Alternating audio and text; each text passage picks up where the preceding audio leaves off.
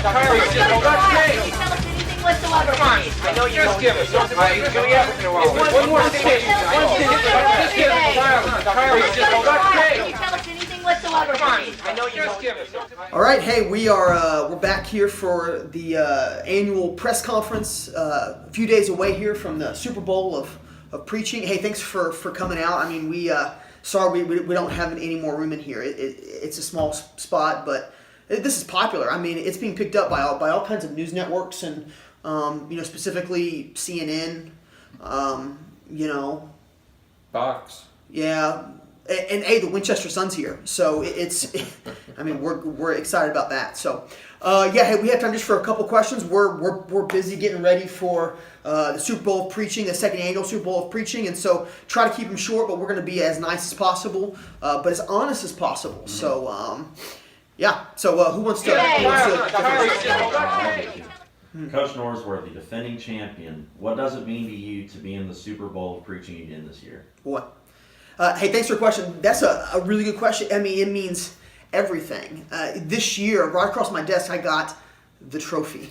And I got to watch, and just every day I was just reminded how grateful that I whooped up on him last year. And so to be able to come back and do it again, it's everybody's dream. I mean, we've got all kinds of great preachers here. We've got Preacher Metzler, whose height is his advantage all the time. And he just has these pointed sermons, and just to beat him out. And then we had the guest preacher, Philpott, which I think some of y'all maybe want him as your pastor. But to not have him in it this year has been great. So it means everything in the world to me, because anytime you can beat up on your pastor, it's a good thing. So Coach Criswell, why are you wearing a Bengals hoodie? I wear that too. They should have hired me as their coach 20 years ago. Next. It's like, hoodie, what's up? I like your hoodie. No, I do. You do? Yeah. You know what? Yeah. I don't care if you do. Next, who's got it up? Coach Criswell, you lost a tough game last year. What changes will you make this year? Yes. Now, we can't divulge our game plan, but we have a secret play that's never been run before. They've never seen it in any football game in the history of NFL, college, or high school. Just be ready. Be ready. Okay, who's up next? Coach Norsworthy, you come into this year's game with less reps than last year. Why do you think you preached less, and are you ready for this?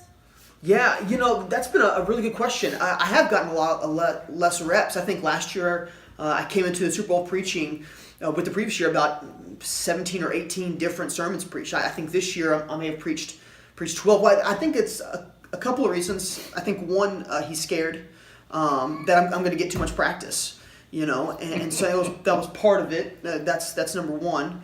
Two, I'm going to say, he's on his game right now, and to be able to give your associate pastor the ball every time, like when you're throwing touchdowns, and he at best maybe gains 5 yards. That's hard to do. But then, also I've had this secret training zone. I've been in the kids area for the last couple of months, and I got to tell you something. If you want preparation to preach a sermon, try preaching a sermon to kids every week. They listen for 4 minutes, which is 2 minutes shorter than you. Do you have any comment about being scared? Actually, that last comment has put a little bit of fear. Yes, I was totally unaware that he's preparing with children to defeat these adults that we are. I mean, we are a man's man, and yet he's dealing with these kids. But you know what? That's got me concerned. But yes, I'm very concerned about that, ma'am. Coach Norsworthy, Team Criswell has preached some of his best sermons this year. Are you concerned about him coming into this year's event on a hot streak? Yeah. Well, you know what? I am. I've gotten to watch some of the tape, and there's a couple things he's done really well this year. I mean, usually I can count on some wittisms. If you don't know what a wittism is something that he says that he doesn't quite mean it. Like when he said cotton-headed mini muffins, when everybody knows it's cotton-headed mini muffins. And so he's had a lot less wittisms. His sermons are shorter, which, I mean, nobody's ever heard a bad short sermon.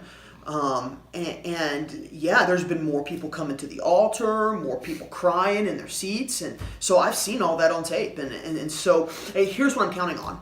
I'm counting on that he's peaked too early. I'm counting on that when he was knocking them out at the park at Christmas, he's now on a slow decline. And so I'm hoping he doesn't bring his Billy Graham game to Super Bowl preaching.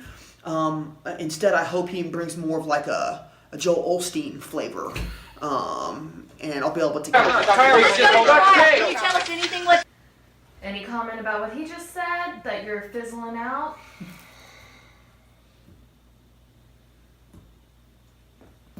No comment. That's okay. That's good. You're going up against a young, innovative coach. He's the top of the league.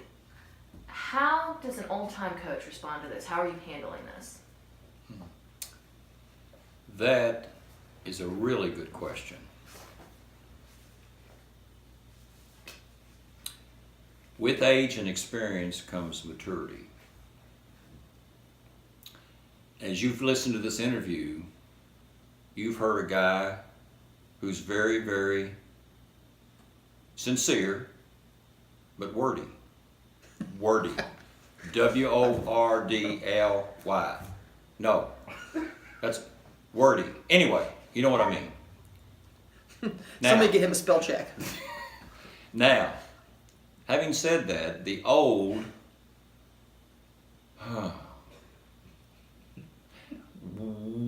we don't talk a lot. We put our actions on the field. So let it be said on the field. And let tradition be tradition. Let creativity be creativity.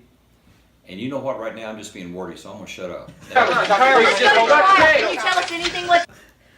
Do either of you have any final comments? Yeah, I do. I do. You know, hey, this year's really special for me. I'm actually coming off an injury. I just had oral surgery, and so you know, I know Team Criswell has been watching that, and they've been monitoring my progress. I'm pretty sure they enticed me to pull out one of my one of my clots, so now I've got a dry socket. So I'm pretty sure that they're really leaning on that. But hey, overall, I mean, anytime you get to be a part of an event like this, it's exciting. And you know, win or lose, it's going to be fun. I mean, win or lose, like we hope you guys know more about the Bible, know more about Jesus. Win or lose, I hope we laugh at Wit a lot.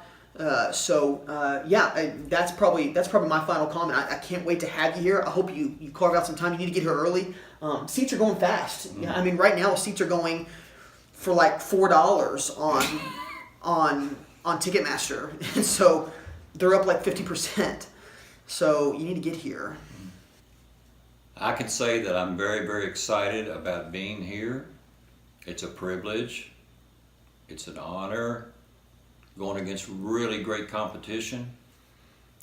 I will echo the fact that with these ticket prices, your giving this week needs to be really, really big. Mm-hmm. And then, no, I've kind of faked this interview today. I've tried to be Bill Belichick, the way he responds with his hoodie on and all that. But really, folks, I'm just plain old Wit. You know, a guy that is a mess and he's the Messiah. And I really do hope that come from this experience that I don't hope. I know God's going to work. I know God's going to work through this Super Bowl of preaching. And I'm just so excited, so honored, so privileged. And, you know, I text him during the season.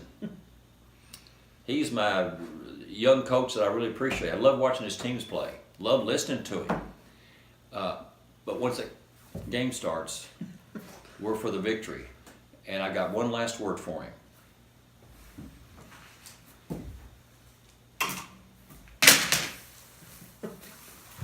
Oh, God. Brady, Brady, Brady, Brady.